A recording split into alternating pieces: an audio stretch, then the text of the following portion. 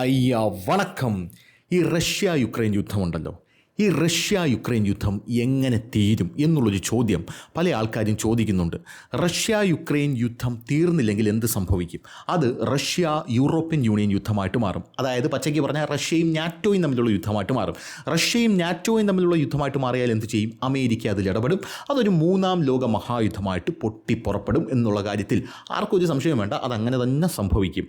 ഇതൊക്കെ തടയാനായിട്ടാണ് നമ്മുടെ ഇന്ത്യയുടെ പ്രധാനമന്ത്രിയായിട്ടുള്ള നരേന്ദ്രമോദി റഷ്യയിൽ പോയി, പിന്നീട് അവിടെ നിന്ന് പോളണ്ടിൽ പോയി, പോളണ്ടിൽ നിന്ന് ട്രെയിൻ പിടിച്ച് യുക്രൈനിലോട്ട് വന്നത്. റഷ്യൻ യുദ്ധവും യുക്രൈനും തമ്മിലുള്ള യുദ്ധം തീർക്കാൻ എന്തിനാണ് മോദി പോളണ്ടിൽ പോയത്? അത് ടൂർ അടിക്കാൻ പോയതാണ്. ഒന്നും പറയേണ്ട, ടൂർ അടിക്കാൻ തന്നെ പോയതാണ് എന്നാണ് ഇവിടെയുള്ള വിവരമില്ലാത്ത കമ്മികളും സുഡാപ്പികളും പറഞ്ഞു പരത്തിയത്. യഥാർത്ഥത്തിൽ ഈ പോളണ്ട് എന്ന് പറഞ്ഞാൽ നാറ്റോയുടെ ഗേറ്റ് വേ ആണ്. യുക്രൈനിലേക്ക് നാറ്റോ വരാതിരിക്കാനാണ് റഷ്യ യുക്രൈനിൽ അടി തുടങ്ങിയത്. ഇനി നാറ്റോയ്ക്ക് ഏത് വഴിയാണ് റഷ്യയുടെ അതിർത്തിയിലേക്ക് എത്താൻ പറ്റുക? പോളണ്ട് വഴി. അപ്പോൾ അടുത്ത യുക്രൈനെ ജയിച്ചു കഴിഞ്ഞാൽ പോളണ്ടിലായിരിക്കും റഷ്യ അടിക്കുന്നത്. അവിടെ ചെന്ന് മോദി കൃത്യമായിട്ട് പറഞ്ഞു, ഇവിടെ അടുത്ത അടി നിനക്കാണ് വരാൻ പോകുന്നത്, നീ സൂക്ഷിച്ചിരുന്നോ, അതുകൊണ്ട് മാനമര്യാദയ്ക്ക് ജീവിച്ചാൽ നിനക്കൊക്കെ കൊള്ളാം. ഈ നാറ്റോയും കൂറ്റോയും എന്നും പറയുന്നത് കേൾക്കരുത്. അപ്പുറത്തൊറ്റ ഇരിപ്പുണ്ട് ഒരു വേട്ടാവളിയൻ, ട്രംപ് എന്നാണ് പേര്, പലതും പറയും. അതായത് കയറി അടി, ഞാൻ ഉണ്ട് പിറകിൽ എന്നൊക്കെ പറയും. അത് കേട്ട് കയറി അടിക്കാൻ നിന്ന് കഴിഞ്ഞാൽ നീ അടി കൊണ്ട് ചിപ്പം കിട്ടും എന്ന് കൃത്യമായിട്ട് മോദി അവിടെ നിന്ന് പറഞ്ഞിട്ടാണ് പിന്നെ യുക്രൈനിലോട്ട് വന്നത്. അതിനുശേഷം സെലൻസ്കിയോട് സംസാരിച്ചു, അളിയാ ഇതെങ്ങനെയെങ്കിലും തീർക്കണം, ഇത് തീർത്ത് കഴിഞ്ഞാൽ മാത്രമേ നിനക്ക് എന്തെങ്കിലും ഒരു എരണം വവുക്കൂ എന്ന് കൃത്യമായിട്ട് നരേന്ദ്രമോദി അവിടെയും പറഞ്ഞ് അമേരിക്കയ്ക്കെതിരെയുള്ള താക്കീതും കൊടുത്തിട്ടാണ് തിരിച്ചു വന്നത്. പക്ഷേ അത് ഫലവത്തായില്ല, അത് നടന്നില്ല. അത് നടക്കാത്തതിൻ്റെ ഒരു കാര്യമെന്ന് പറയുന്നത്, യുക്രൈൻ എന്ന് പറയുന്ന രാജ്യത്ത് റഷ്യ പിടിച്ചെടുത്ത സ്ഥലങ്ങൾ യുക്രൈന് തന്നെ വേണമെന്ന് യുക്രൈൻ വാശി പിടിച്ചു. പക്ഷേ റഷ്യ പറയുന്നു, ഞങ്ങൾ തിരിച്ചു കൊടുക്കില്ല, ഞങ്ങൾ ഇത്രയും കഷ്ടപ്പെട്ട് പിടിച്ചിട്ട് തിരിച്ചു കൊടുക്കുക ഇതെന്തോന്ന് ഇന്ദിരാഗാന്ധിയുടെ ഭരണകാലം. അതായത് ഇന്ദിരാഗാന്ധിയുടെ ഭരണകാലത്ത് നമ്മളങ്ങ് കറാച്ചി വരെ പിടിച്ച്, കറാച്ചി വരെ ഇവിടെയുള്ള സൈനികർ ചോരയും നീരും ഒഴുക്കി രക്തമൊഴുക്കി പിടിച്ചപ്പോൾ ഇന്ദിരാഗാന്ധി പറഞ്ഞു, തിരിച്ചു വന്നേരെ, നമുക്ക് അത്രയും സ്ഥലം വേണ്ട എന്ന് പറഞ്ഞ് അവരെല്ലാം ഇങ്ങോട്ട് കൊണ്ടുവന്നു. അതായത് നമ്മൾ പിടിച്ചെടുത്ത സ്ഥലമാണ്, അത് ഇങ്ങോട്ട് തിരിച്ചു വന്നേരെ. അപ്പം നമ്മുടെ സൈനികർ പറഞ്ഞു, നമ്മുടെ 10-90 സൈനികർ അപ്പുറത്ത് അകപ്പെട്ടിട്ടുണ്ട്, ആരോടും പറയണ്ട എന്നൊരു സെറ്റപ്പും കൂടെ നമ്മുടെ ഇന്ദിരാഗാന്ധി പറഞ്ഞു വെച്ചു. അപ്പോൾ അതുപോലത്തെ ഒരു സെറ്റപ്പ് അല്ല ഇവിടെ. നമ്മൾ പിടിച്ച സ്ഥലങ്ങൾ നമുക്ക് തന്നെ വേണമെന്ന് റഷ്യ വാശി പിടിക്കുന്നു. യുക്രൈൻ പറയുന്നു എന്താണ്, ഇല്ല ആ സ്ഥലങ്ങൾ ഞങ്ങൾക്ക് വേണം. അപ്പോൾ ഇതൊരു വലിയൊരു പ്രശ്നമായിട്ട് അവിടെ നിൽക്കുകയാണ്. ഈ യുദ്ധം തീരാത്തതിൻ്റെ പ്രധാനപ്പെട്ട കാരണം അതാണ്. അപ്പോൾ കഴിഞ്ഞ ദിവസം വലിയൊരു ആക്രമണം അവിടെ ഉണ്ടായി. അവിടെ ഉണ്ടായ ആക്രമണം എന്ന് പറയുന്നത്, ഈ യുക്രൈൻ റഷ്യയുടെ ഗ്യാസ് പ്ലാന്റിൽ അടിച്ചിട്ടുണ്ട്. റഷ്യയുടെ ഗ്യാസ് പ്ലാന്റ് എന്ന് പറയുമ്പോൾ 45 ബില്യൺ ക്യൂബിക് മീറ്റർ വാതകം ഒഴുകുന്ന ആ ഗ്യാസ് പ്ലാന്റിൽ അടിച്ച് എന്ത് ചെയ്തു? റഷ്യയെ ഒന്ന് കുലുക്കാനുള്ളൊരു ശ്രമം നടത്തി. ഈ പ്രധാനമായിട്ടും ഈ ഊർജ്ജ സ്രോതസ്സിലേക്ക് അടിക്കുന്നതിൻ്റെ കാരണം എന്ന് പറഞ്ഞാൽ നമുക്ക് എല്ലാവർക്കും അറിയാം, അതൊരു വാർ ക്രൈം ആണെങ്കിൽ പോലും ഒരു രാജ്യത്തെ പെട്ടെന്ന് നശിപ്പിക്കാൻ ആ രാജ്യത്ത് ഊർജ്ജ സ്രോതസ്സിൽ അടിച്ച് അവിടെയുള്ള ജനങ്ങൾക്ക് ഊർജ്ജം ലഭിക്കാതാക്കുക. അതുകൊണ്ടാണ് അപ്പുറത്തിൽ നിന്ന് അസീം മുനീർ എന്ന് പറയുന്ന വെട്ടാവളിനൊക്കെ പറയുന്നത്, ഞങ്ങൾ അടുത്തടിക്കാൻ പോകുന്നത് ജാംനഗറിലാണ്, ആ റിഫൈനറിയിലാണ്. ഇവിടെയൊക്കെ അടിച്ചു കഴിഞ്ഞാൽ നമ്മുടെ സാമ്പത്തിക സ്ഥിതിയൊക്കെ ഒന്ന് ആടി ഉലയുമെന്ന് ഇവൻ അറിയാം. പക്ഷേ ഇവൻ അത് അടിക്കണമെന്ന് ആ ചിന്ത ഇവൻ്റെ തലമണ്ടയിൽ വരുന്നതിന് മുമ്പേ ഇവൻ്റെ ആസനം നോക്കി നമ്മൾ മെസൈൽ അടിച്ചു കൊടുക്കും എന്നുള്ള കാര്യത്തിൽ തർക്കമില്ല. കഴിഞ്ഞ ദിവസം രാജ്നാഥ് സിംഗ് പറഞ്ഞിട്ടുണ്ട്, എടേ നീ അടക്കം, നിൻ്റെ വീടും ചിന്ന വീടും അടക്കം ബ്രഹ്മോസിൻ്റെ റഡാറിലാണ്, അവിടെ ഒരു ഇല അനങ്ങിയ ഇവിടെ നിന്ന് പറന്നു വരും ബ്രഹ്മോസ്, നിനക്കായോണ്ട് ഫ്രീ എന്നാണ് പറഞ്ഞിരിക്കുന്നത് രാജ്നാഥ് സിംഗ്. അപ്പോൾ അതൊക്കെ അവിടെ നിൽക്കട്ടെ, അതല്ല നമ്മുടെ വിഷയം എന്ന് പറയുന്നത്. അപ്പോൾ കഴിഞ്ഞ ദിവസം റിപ്പോർട്ടുകൾ പ്രകാരം റഷ്യയിലെ ഒറൻബിക് മേഖലയിലെ ഒരു ഗ്യാസ് സംസ്കരണ പ്ലാന്റിലാണ് ഈ യുക്രൈൻ ആക്രമണം നടത്തിയത്. ആളപായമൊന്നുമില്ല എന്ന് റഷ്യ പറഞ്ഞിട്ടുണ്ട്. പക്ഷേ എന്തിനാണ് യുക്രൈൻ അവിടെ ആക്രമണം നടത്തിയത്? യുക്രൈൻ അവിടെ ആക്രമണം നടത്തിയത്, യുക്രൈനിലും സമാനമായിട്ടുള്ളൊരു തെർമൽ പ്ലാന്റിൽ റഷ്യ അടിച്ചിട്ടുണ്ട്. ഈ തെർമൽ പ്ലാന്റിൽ റഷ്യ ഇപ്പോൾ അടിച്ചതിൻ്റെ പ്രധാനപ്പെട്ട കാരണമെന്ന് പറയുന്നത്, ഈ ശൈത്യകാലം വരികയാണല്ലോ, അതായത് തണുപ്പ് വരികയാണ്. ഈ തണുപ്പ് കാലത്ത് യുക്രൈൻ, റഷ്യ എന്ന് പറയുന്ന രാജ്യങ്ങളിൽ ഈ പവറില്ലാതെ അല്ലെങ്കിൽ വൈദ്യുതി ഇല്ലാതെ അവിടെയുള്ള ജനങ്ങൾ എങ്ങനെ ജീവിക്കും? അവരുടെ ജീവിതം ദുരിതമാകും, നരകതുല്യമാകും എന്ന് കൃത്യമായിട്ട് റഷ്യയ്ക്കും അറിയാം, യുക്രൈനും അറിയാം. അതുകൊണ്ട് ഇതൊരു വാർ ക്രൈമാണ് എന്ന് പറഞ്ഞുകൊണ്ടാണ് യുക്രൈൻ ജയ് മഹിഷ്മതി എന്ന് പറഞ്ഞുകൊണ്ട് ഇപ്പോൾ ഒരു തിരിച്ചടി അങ്ങോട്ടേക്ക് കൊടുത്തിരിക്കുന്നത്. ഇനി കാര്യത്തിലേക്ക് വരാം. ഈ യുദ്ധം തീരാൻ എന്ത് ചെയ്യണോ അളിയ? അളിയൻ പറയുന്നത് പോലെ നമ്മൾ ചെയ്യാം എന്ന് ഡൊണാൾഡ് ട്രംപ് വീണ്ടും പുടിനോട് ചോദിച്ചിട്ടുണ്ട്. അപ്പോൾ പുടിൻ ഒരു കാര്യം പറഞ്ഞു, എനിക്ക് ഒരു നിധി വേണം, ആ നിധി തന്നാൽ ഞാൻ എന്ത് ചെയ്യാം? യുദ്ധം നിർത്താം എന്നാണ് കൃത്യമായിട്ട് ട്രംപിനോട് പുടിൻ പറഞ്ഞിരിക്കുന്നത്. ഹംഗറിയിൽ വെച്ച് സംസാരിക്കാമെന്ന് പറഞ്ഞ് വിളിച്ചിട്ടുണ്ട് റഷ്യൻ പ്രസിഡൻ്റായിട്ടുള്ള വ്ളാഡിമിർ പുടിനെ. പക്ഷേ പുടിൻ റഷ്യയുടെ അതിർത്തി കടന്ന് ഏതെങ്കിലും യൂറോപ്യൻ രാജ്യങ്ങളിലേക്ക് കടന്നു കഴിഞ്ഞാൽ അപ്പോൾ പുടിനെ അറസ്റ്റ് ചെയ്യണം എന്നുള്ളൊരു അറസ്റ്റ് വാറൻറ്റ് പുറപ്പെടുവിച്ചിട്ടുണ്ട്. ഹംഗറിയിലേക്ക് പുടിൻ എത്തുന്ന നിമിഷം പുടിനെ അറസ്റ്റ് ചെയ്യുമോ ഇല്ലയോ എന്നാണ് പല ആൾക്കാരും നോക്കിക്കൊണ്ടിരിക്കുന്നത്. അങ്ങനെ പുടിനെ അറസ്റ്റ് ചെയ്താൽ മൂന്നാം ലോക മഹായുദ്ധം അപ്പോൾ ഉണ്ടാകും എന്നുള്ള കാര്യത്തിൽ തർക്കമില്ല. അപ്പോൾ അറസ്റ്റ് ചെയ്യാനുള്ള സാധ്യതയില്ല. അവന്മാരുടെ സൗകര്യം അനുസരിച്ച് ആ നിയമമൊക്കെ അവന്മാർ അങ്ങോട്ടും ഇങ്ങോട്ടുമൊക്കെ മാറ്റിക്കൊണ്ടേയിരിക്കും. അതായത് പുടിൻ റഷ്യയിൽ നിന്ന് പുറത്തിറങ്ങി യൂറോപ്പിലേക്ക് വരുമ്പോൾ അവന്മാർ എന്ത് ചെയ്യും? അറസ്റ്റ് വാറണ്ട് അങ്ങ് കട്ട് ചെയ്യും. എന്നിട്ട് അവിടെ നിന്ന് ചർച്ച കഴിഞ്ഞ് തിരിച്ച് റഷ്യക്ക് അകത്ത് കയറുന്ന സമയം എന്ത് ചെയ്യും? വീണ്ടും അറസ്റ്റ് വാറണ്ട് പുറപ്പെടുവിക്കും. അപ്പോൾ ഇതൊക്കെ അവന്മാരുടെ സൗകര്യത്തിനനുസരിച്ച് ജനങ്ങളെ ബുദ്ധിമുട്ടിക്കാനായിട്ട് അവന്മാർ ഇങ്ങനെ നടത്തിക്കൊണ്ടേയിരിക്കും എന്നുള്ളതാണ് വേറൊരു കാര്യം. ഇനി എന്താണ് ഈ റഷ്യൻ പ്രസിഡന്റ് വ്ളാഡിമിർ പുടിൻ നമ്മുടെ ഡൊണാൾഡ് ട്രംപിനോട് ചോദിച്ചത്? എനിക്ക് ആ നഗരം വേണം. യുക്രൈനിലൊരു പ്രധാനപ്പെട്ട നഗരം, ആ നഗരത്തിൻ്റെ പേര് ഡൊണസ്ക് എന്നാണ്. ഈ ഡൊണസ്ക് നഗരം അതെനിക്ക് തന്നു കഴിഞ്ഞാൽ ഈ യുദ്ധം ഞാൻ ആ നിമിഷം നിർത്തും എന്നാണ് റഷ്യൻ പ്രസിഡന്റ് വ്ളാഡിമിർ പുടിൻ പറഞ്ഞത്. എന്താണ് ഈ ഡൊണസ് നഗരം? ഈ ഡൊണസ് നഗരം വേണം എന്ന് എപ്പോഴും റഷ്യൻ പ്രസിഡന്റ് വ്ളാഡിമിർ പുടിൻ ഇങ്ങനെ പറയാനുള്ള കാരണം എന്താണ്?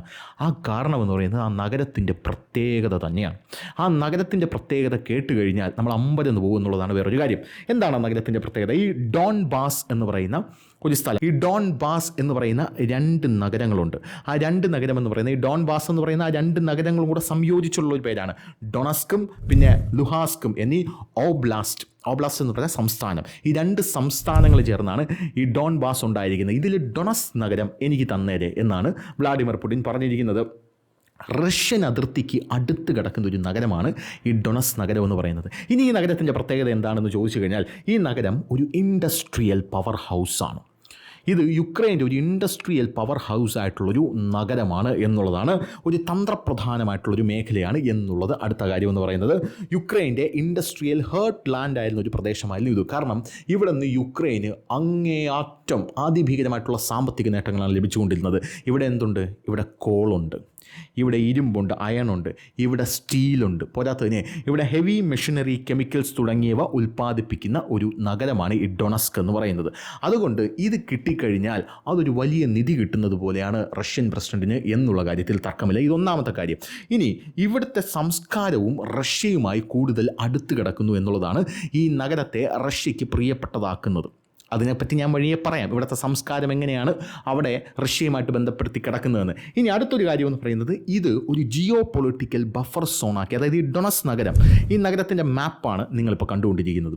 ഈ മാപ്പ് നിങ്ങൾക്ക് നോക്കിക്കഴിഞ്ഞാൽ മനസ്സിലാകും റഷ്യയുടെ അടുത്താണ് ഇത് കിടക്കുന്നത്. ഈ റഷ്യയുടെ അടുത്ത് കിടക്കുന്ന ഈ ഡൊണസ് നഗരം റഷ്യയുടെ അതിർത്തിയുമായി ചേർന്ന് കിടക്കുന്നത് കൊണ്ട് തന്നെ റഷ്യയ്ക്ക് എന്ത് ചെയ്യാൻ സാധിക്കും? അതായത് മുകളിൽ നിന്ന് നാറ്റോ റഷ്യയുടെ അപ്പുറത്തെ ഭാഗത്ത് അടിക്കുന്നത് റഷ്യയ്ക്ക് തടയാൻ പറ്റി. റഷ്യ അവിടെ കൃത്യമായിട്ട് പിടിച്ചെടുത്ത് കഴിഞ്ഞു, ലാൻഡ് ലോക്ക് ചെയ്ത് കഴിഞ്ഞു. ഇനി താഴോട്ട് വരുമ്പോൾ ഈ ക്രിമിയയ്ക്ക് മുകളിൽ കിടക്കുന്ന ഈ ഡൊണസ്ക് എന്ന് പറയുന്ന നഗരം, ഇത് തന്ത്രപ്രധാനമായിട്ടുള്ളൊരു മേഖലയായിട്ട് വികസിപ്പിച്ചെടുത്ത് നാറ്റോയുടെ താഴെ നിന്നും അപ്പുറത്തെ സൈഡിൽ നിന്നുള്ള അടി തടയാനുള്ളൊരു ബഫർ സോണാക്കി ഇതിനെ വികസിപ്പിക്കാനാണ് റഷ്യൻ പ്രസിഡന്റ് വ്ളാഡിമിർ പുടിൻ്റെ ഒരു നീക്കം എന്ന് പറയുന്നത്.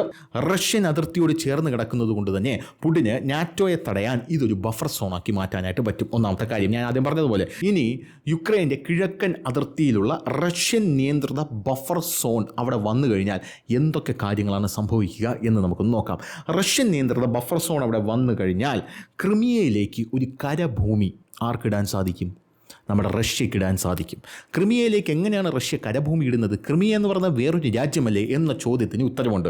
ഈ ക്രിമിയ എന്ന് പറയുന്ന രാജ്യം റഷ്യ 2014 ഇൻവേഡ് ചെയ്ത് പിടിച്ചെടുത്ത രാജ്യമാണ്. ഇൻവേഡ് ചെയ്ത് റഷ്യ ക്രിമിയ പിടിച്ചെടുത്തത് കൊണ്ട് തന്നെ ഇപ്പോൾ അത് റഷ്യയുടെ നിയന്ത്രണത്തിലാണ്.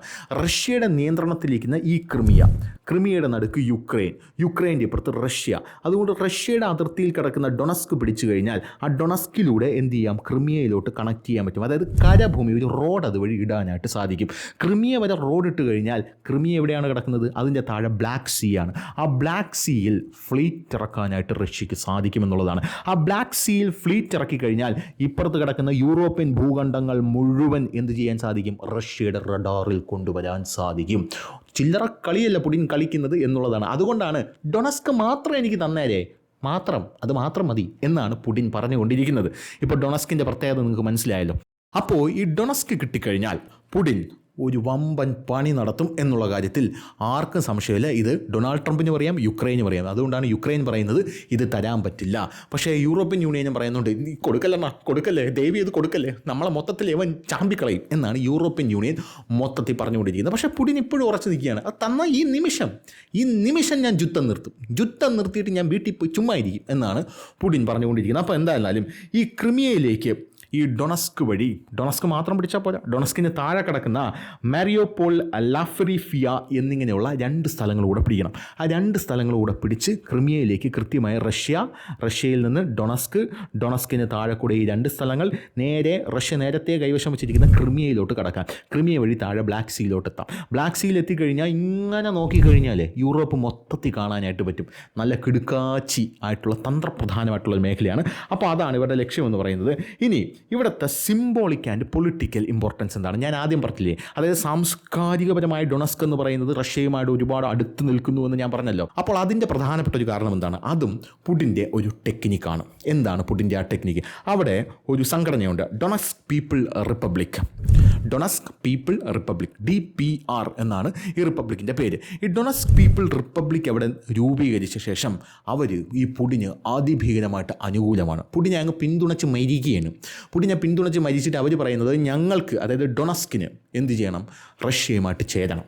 റഷ്യയുമായിട്ട് ചേർന്നാൽ മാത്രമേ ഞങ്ങളുടെ സഹോദരങ്ങളുമായിട്ട് ഞങ്ങൾ ചേർന്നതായിട്ട് ഞങ്ങൾക്ക് എന്ത് ചെയ്യൂ, ഞങ്ങൾക്കൊരു മനനിമ്മതി കിട്ടും എന്നാണ് യുവമാർ പറഞ്ഞുകൊണ്ടിരിക്കുന്നത്. അതുകൊണ്ട് തന്നെ ഈ പുടിൻ പറയുന്നത് എന്താണ്? കണ്ടോ, അവർ പറയുന്നത് കണ്ടോ, അവർക്ക് നമ്മളോടൊപ്പം ചേരണമെന്ന്. അവരും നമ്മുടെ സഹോദരങ്ങളാണ്. കാരണം അവർ നമ്മളെ സഹോദരന്മാരായിട്ട് പറയുന്നുണ്ടല്ലോ. All Indians are my brothers and sisters എന്നുള്ള രീതിയിലാണല്ലോ കാര്യങ്ങൾ മുന്നോട്ട് പോകുന്നത്. അപ്പോൾ അവരും സഹോദരങ്ങൾ, ഞങ്ങളും സഹോദരങ്ങൾ. അപ്പോൾ ഡൊണസ്കിന് വേണ്ടിയുള്ള യുദ്ധം ഞങ്ങളുടെ സഹോദരന്മാർക്ക് വേണ്ടിയുള്ളൊരു യുദ്ധമാണ്. എന്ന് പറയുന്ന കാര്യങ്ങളിലൂടെയാണ് ഈ സംഭവങ്ങളൊക്കെ കടന്നു പോകുന്നത്. ഇവിടെ ഇത് എങ്ങോട്ടൊക്കെയാടാ ഇത് പോകുന്നത്? ഏതൊക്കെ രീതിയിലടാ ഒരു പ്രദേശം പിടിച്ചെടുക്കാനായിട്ട് വിഷയങ്ങൾ നടത്തുന്നത്? അതായത് യുക്രൈൻ എന്ന് പറയുന്ന രാജ്യം, ആ രാജ്യത്തെ പ്രദേശം ഡൊണസ്ക്, അവിടെ ഒരു സംഘടന, ആ സംഘടന പറയുകയാണ്, അത് രൂപീകരിച്ച ശേഷം അവർ പറയുകയാണ്, ഞങ്ങൾ റഷ്യയോട് ചേരണം, ഞങ്ങൾ അവരുടെ സഹോദരന്മാരാണ്. അത് കണ്ടിട്ട് പുടിന് അങ്ങ് ഒലിക്കുകയാണ്, അങ്ങ് തേനും പാലും വായെന്ന് വെച്ച്, കണ്ടോ അവർ നമ്മുടെ സഹോദരന്മാരാണെന്നാണ് പറയുന്നത്, അതുകൊണ്ട് ഞങ്ങളത് പിടിച്ചെടുക്കും, കാരണം ഞങ്ങളുടെ സഹോദരന്മാരെ ഞങ്ങൾക്ക് വേണം എന്നുള്ള രീതിയിലാണ് കാര്യങ്ങളൊക്കെ മുന്നോട്ട് പോകുന്നത്. അപ്പോൾ ഡൊണസ്ക് ഇല്ലെങ്കിൽ യുക്രൈൻ എന്ന് പറയുന്ന രാജ്യത്തിൻ്റെ ഒരു ബാക്ക് ബോൺ തന്നെ നഷ്ടപ്പെടുന്ന ഒരു കാര്യം ഉണ്ടാകും എന്നുള്ളത് വേറൊരു കാര്യം. എന്ത് തന്നെയായിരുന്നാലും പുടിൻ 2-3 ദിവസം മുമ്പ് പറഞ്ഞൊരു കാര്യം നമുക്ക് ഓർമ്മയുണ്ടല്ലോ. അതായത് ഈ അമേരിക്ക യുക്രൈനിൽ ടോമഹോക്ക് മിസൈലുകൾ എന്ന് പറയുന്ന മിസൈലുകൾ കൊടുക്കുന്നുണ്ട് എന്ന് നമ്മുടെ ട്രംപ് പറഞ്ഞു. അപ്പോൾ നമ്മുടെ റഷ്യൻ പ്രസിഡന്റ് വ്ളാഡിമിർ പുടിൻ പറഞ്ഞത്, നമ്മൾ ഈ ഡൊണസ്കിൻ്റെ ഏകദേശമുള്ള സ്ഥലങ്ങളൊക്കെ പിടിച്ചു കഴിഞ്ഞു, ഇനി കുറച്ച് സ്ഥലങ്ങളൂടെ ഞങ്ങൾക്ക് പിടിച്ചാൽ മതി. അങ്ങനെ പിടിക്കുന്ന ഈ ഘട്ടത്തിൽ യുദ്ധം വളരെ സെൻസിറ്റീവായിട്ടുള്ളൊരു സമയത്തിലൂടെയാണ് കടന്നു പോകുന്നത്, അത് നിർണായക ഘട്ടത്തിലൂടെയാണ് കടന്നു പോകുന്നത്. അപ്പോൾ ഈ സമയത്ത് നീ ടോമഹോക്ക്, കീണോഹോക്ക് എന്നൊക്കെ പറഞ്ഞ മിസൈലുകൃതമാർക്ക് കൊടുത്തു കഴിഞ്ഞാൽ നമ്മളിവിടെ നല്ല കിണ്ണം കാച്ചിയ ആണവ പോർമുനകൾ ഇരിപ്പുണ്ട്, അതെടുത്ത് നിൻ്റെ അണ്ണാക്കി അടിച്ചു തരും എന്ന് പുടിൻ പറഞ്ഞു. അതോടുകൂടി ട്രംപ് ഇല്ല, കൊടുക്കുന്നില്ല എന്ന് പറയുന്ന നിലപാടിലെത്തി. അതോടുകൂടി യുക്രൈൻ എടാ ചാതിയ എന്ന് പറയുന്നൊരു നിലപാടിലോട്ടും പോയി എന്നുള്ളതാണ് വേറൊരു കാര്യം. അപ്പോൾ ഡൊണസ്ക് പിടിക്കാനുള്ള പല നീക്കങ്ങളും ഇപ്പോൾ റഷ്യൻ പ്രസിഡന്റ് വ്ളാഡിമിർ പുടിൻ നടത്തിക്കൊണ്ടിരിക്കുകയാണ്. അത് പിടിച്ചു കഴിഞ്ഞാൽ വലിയ രീതിയിലുള്ള നീക്കങ്ങൾക്ക് റഷ്യക്ക് സാധിക്കും എന്നുള്ളതാണ് കാര്യങ്ങൾ. അങ്ങനെയാണ് കാര്യങ്ങളുടെ കിടപ്പ് വശം എന്ന് പറയുന്നത്. അപ്പോൾ കാര്യങ്ങളൊക്കെ പിടിയിട്ടില്ലേ? ശരി.